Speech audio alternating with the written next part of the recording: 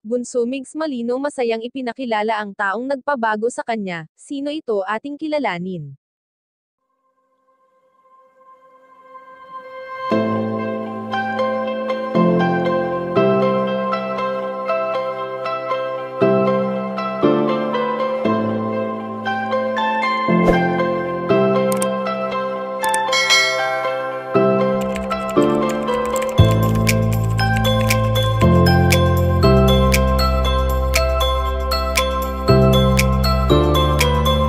Nako, marami na naman panigurado ang kinikilig sa mga solid supporters ni Bunso Migs Malino dahil sa malimit na pag-update nito sa kanyang mga social media accounts.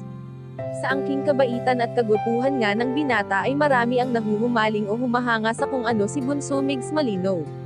Bagamat may mga intrigang hindi maiiwasan, lalo pa nga at nasa mundo ng social media si Bunso Migs Malino, ay marami pa rin naman sa mga taga-suporta ng binata ang handa itong ipagtanggol sa mga mapanirang netizens.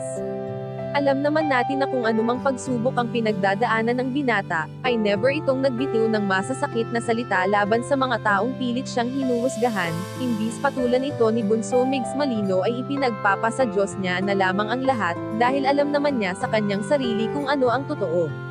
Sa ngayon nga na mag-isa na lamang na tinutupad ni Bunso Migs Malino ang mga pangarap nila ng kanyang pinakamamahal, ay alam naman natin na hindi ito naging madali para sa binata. Kaya naman ayon sa aming impormasyon na nakalap na sa taong ito pala kumukuha ng lakas ang binata, dahil ito rin ang nagpabago sa kanya, na ang dating mabuting anak, kapatid at tito na si Bunso Migs Malino ay isa na ngayong may cute na apo sa pagdating ni Baby Chaos na talagang blessing sa kanila. Kayong mga kachika, anong masasabi nyo dito? Please leave the comment and don't forget to subscribe.